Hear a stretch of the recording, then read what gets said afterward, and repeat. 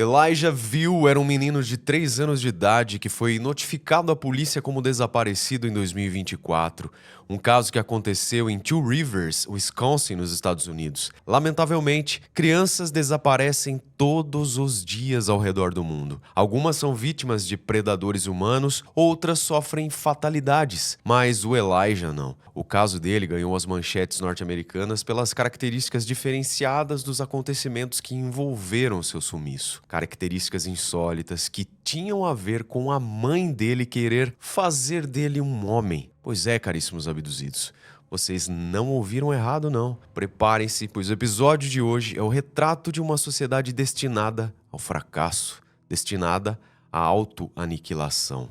Salvo se nós mudarmos o jogo. Sou Marcos Campos, sejam todos muito bem-vindos. Toda semana aqui tem 3 episódios novos, você já sabe, mas não custa lembrar. Então, se você gosta de conhecer casos reais, se inscreve, me acompanha no @eu sou Marcos Campos no Instagram para não perder nenhuma novidade. Se puder, se torne membro aqui, porque ajuda muito, muito, muito na produção dos episódios. Galera, esses dias que eu tava aqui lendo os comentários, né, apareceu uma pessoa dizendo: mas a Insider não produz roupas de frio.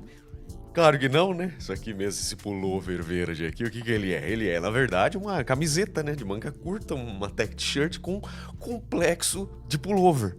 Tô de brinks, claro que a Insider produz, e esse aqui é o pullover da Insider, uma peça que prova que, além de produzirem roupas para o frio, eles mandam muito bem, que eu acho... Nossa, chique demais esse pullover aqui.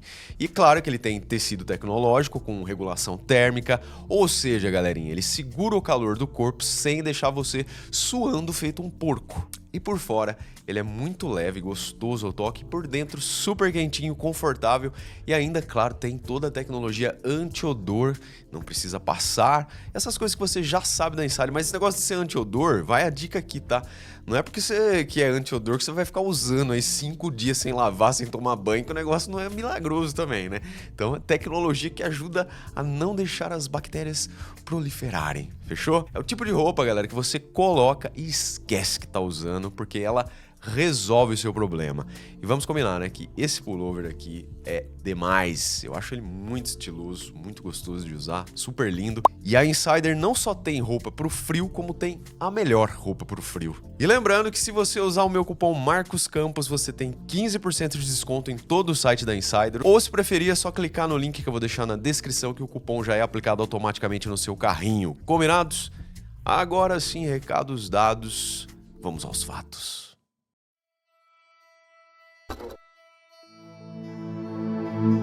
Pesquisando sobre o caso do Elijah, apareceram estatísticas bem chocantes sobre o desaparecimento de crianças. E não tem como deixar isso passar batido, viu, galera? Por isso que eu preciso colocar aqui no episódio de hoje. Segundo os dados divulgados pela ONG Centro Internacional da Criança Desaparecida e Explorada, todos os anos desaparecem nos Estados Unidos cerca de 460 mil crianças. Pois é, galera, quase 500 mil de seres humanos.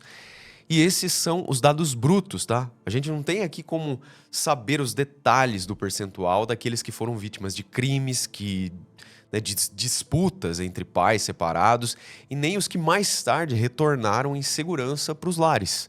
Mas outra descoberta, entre aspas, faz parte aqui do contexto, né, de True Crime, é sobre o FBI, tá? Vejam só que interessante. Quem nunca leu uma notícia aí sobre alguma ação do FBI, não é? O FBI é uma das agências policiais mais famosas do mundo, até porque tá em todos os filmes de ação, não é? Mas o FBI, apesar de ser considerada a maior agência policial do mundo, tem só 38 mil funcionários. É tão gigantesco assim. E esse time aí está dividido em 450 escritórios de campo nas principais cidades lá dos Estados Unidos.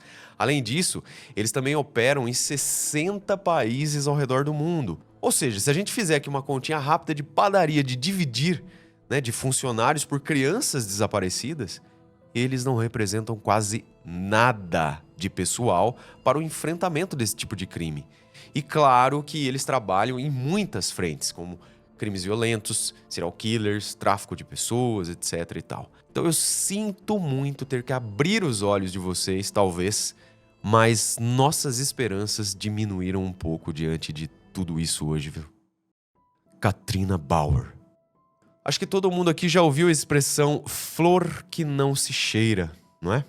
Pois é, eu acho que ela pode ser aplicada em relação a Katrina Bauer. Isso com base, tá, nas poucas informações que a gente conseguiu recuperar sobre ela. Muito antes de ela ser mãe do menino Elijah Veal, ela apareceu no radar da polícia. Documentos judiciais afirmam, inclusive, que em novembro de 2015, a polícia foi chamada para atender uma ocorrência de violência doméstica em um hotel em Appleton, que é uma cidade de Wisconsin. Quando, então, a rádio patrulha chegou no local e encontrou a tal Katrina escondida no banheiro. Ela mesma havia pedido aos funcionários do hotel que ligassem para o serviço de emergência. Na ocasião, ela contou aos policiais que havia sido abusada sexualmente por 2 homens, um dos quais era o senhor Jesse Vang. A suposta vítima também denunciou aos policiais que era propriedade deles e que havia sido levada para Minnesota para praticar atos íntimos em troca de indenização, que incluía o uso de drogas. Mas, depois dessa situação horrível, as acusações de tráfico de pessoas foram retiradas. O tempo então passou e 9 anos mais tarde, eles estavam namorando. As fontes mencionam igualmente que havia um passado conturbado entre Katrina Bauer e também o pai biológico do menino, um tal Jimmy Veal. A vida de Elijah Veal. O pequeno Elijah estava com só 3 para 4 anos de idade, isso no dia 12 de fevereiro de 2024, quando ele sumiu. Porém, o fato só chegou ao conhecimento das autoridades no dia 20 de fevereiro. Pois é, uma semana mais ou menos depois. O que por si só já é um indício de coisa bem ruim, não é? E o menino estava vivendo há apenas uma semana na residência do Jesse Vang, de 40 anos, na cidade de Two Rivers. Esse tal Jesse aí, atualmente era o namorado da Katrina, de 32 anos, que é a mãe da criança. Um pouco estranho, né, o fato do pequeno Elijah estar com esse homem a 240 quilômetros de distância da sua casa verdadeira e da sua mãe e irmã, sua família, que ficava em Wisconsin. Nada se fala sobre escolinha, avós ou pai biológico. Consta que no depoimento desse casal à polícia, o Jesse e a Katrina, eles explicaram que o Elijah estava hospedado com o Jesse para que ele pudesse ser modelo masculino para a criança. Quando questionado sobre os problemas de comportamento do Elijah, o modelo disse que o menininho usava os vestidos da irmã e andava na ponta dos pés. A mãe ainda complementou a justificativa, alegando que o filho também era agressivo com a irmã e roubava coisas quando entrava em lojas. Vocês perceberam, galera, que o ponto já importante do episódio de hoje, né? Tem aí esse lance aí do menino, né, fazer o que supostamente a mãe tá dizendo que fazia. Então, nesse ponto aqui, já dá pra dizer que o sangue começa a dar uma borbulhadinha, não é? Uma raivinha. O menino, de nem 4 anos de idade, já tinha sido julgado e condenado pela própria mãe, e inclusive já estava cumprindo pena em uma FEBEM, entre aspas, especialmente feita para ele. Mas vai vendo. Depois, novas informações chegaram aos investigadores sobre o menino ser, por exemplo, obrigado a ficar em pé, imóvel, por 2 ou 3 horas e também ser obrigado a tomar banho frio.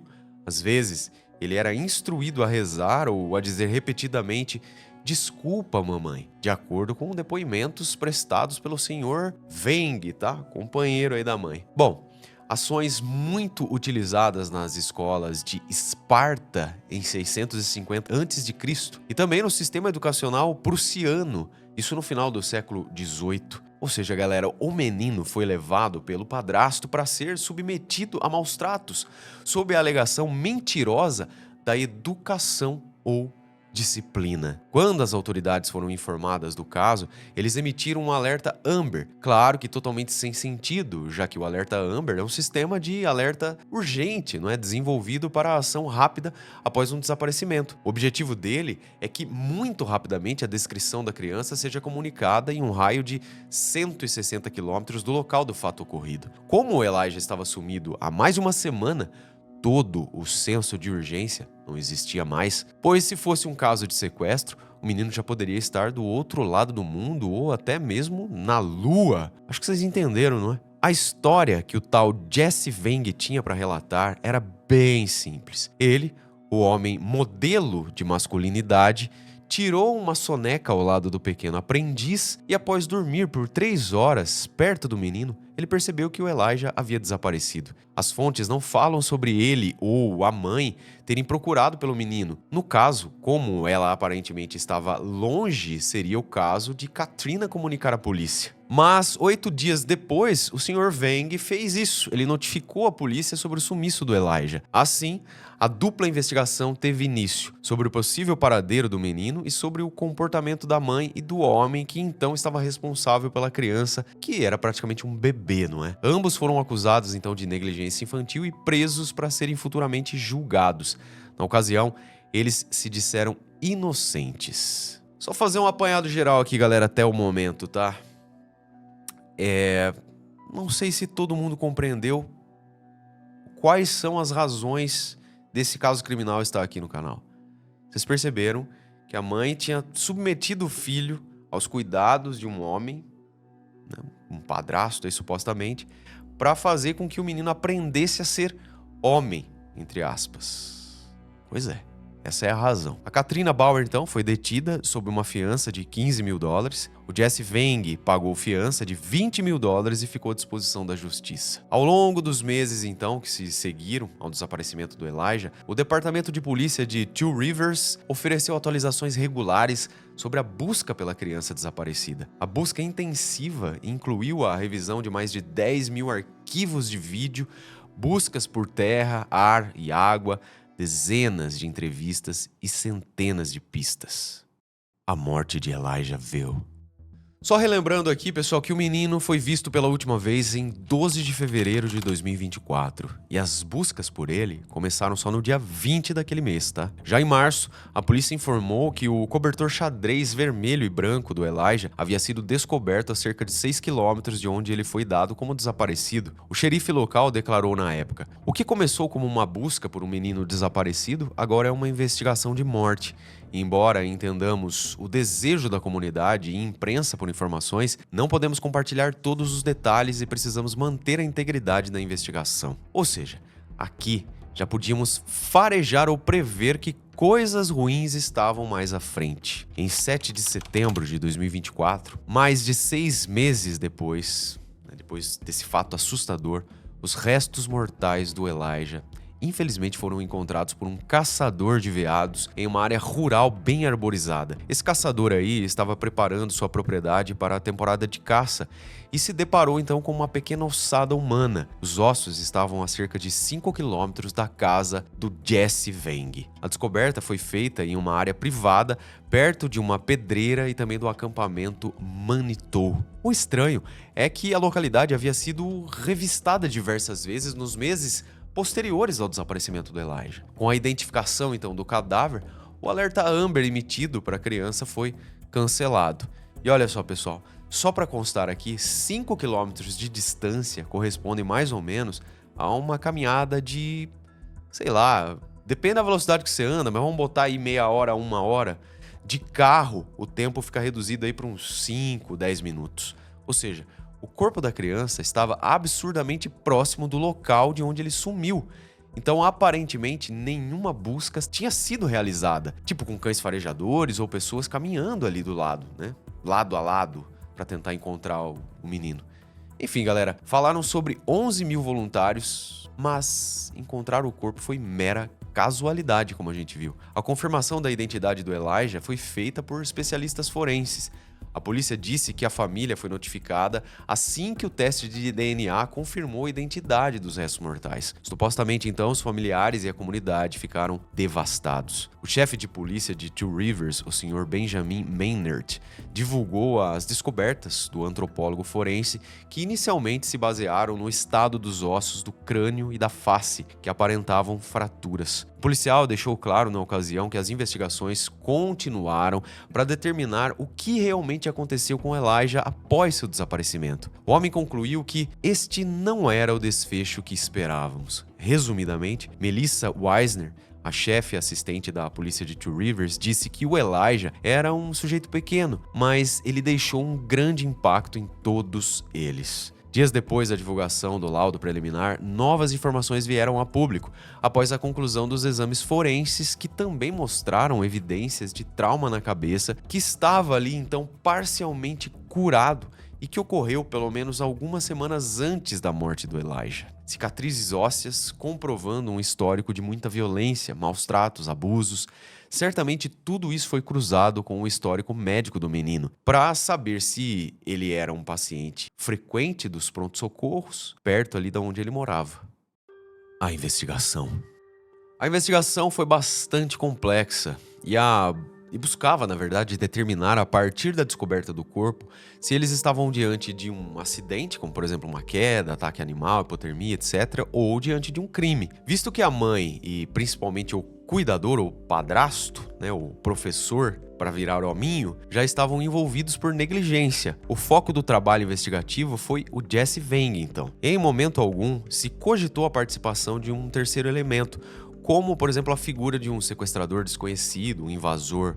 Nada disso. Quando investigada e interrogada, a Katrina, a mãe, afirmou que o filho tinha um histórico de fuga de casa, que o Elijah era aquele tipo de criança capaz de abrir uma porta e sair sem olhar para trás, que ela até havia instalado travas especiais para mantê-lo dentro de casa. Eles também perguntaram à mulher se havia algum lugar para onde o Elijah possivelmente fosse. Ela respondeu então que era a loja Dollar General, ou um local que ela descreveu como a Casa Branca onde eu morava. Ela também disse à polícia que temia que o Elijah se perdesse na mata ou fosse até o rio próximo ali. E tudo foi investigado. Gente, o menino estava com 3 anos, 3 para 4, como a gente viu, não era um pré-adolescente rebelde com histórico de fuga, nada disso.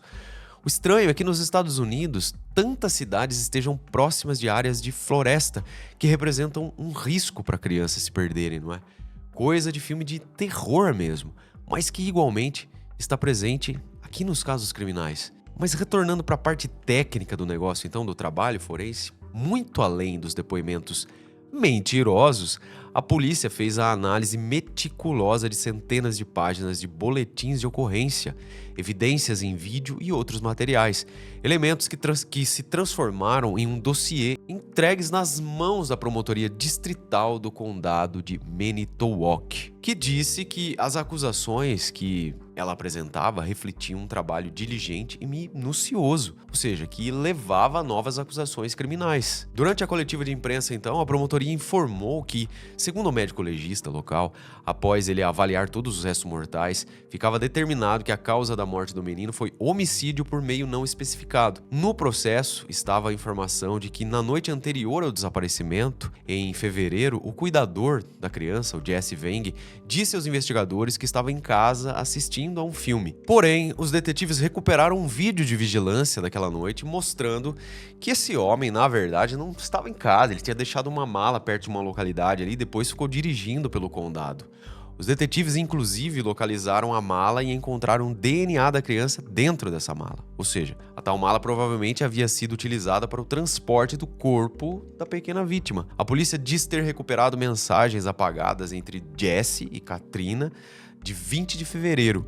Eles usavam aplicativos de mensagens das suas redes sociais. E agora eu pergunto, preparados para os detalhes das mensagens entre Katrina e Jesse Weng, onde eles discutiam a disciplina do Elijah? Acho que eu já cantei essa bola pra vocês lá no começo do episódio, né? Veja só o que o Jesse escreveu. Eu disse pra você confiar em mim. Vou garantir que o Elijah me odeie e odeie estar aqui.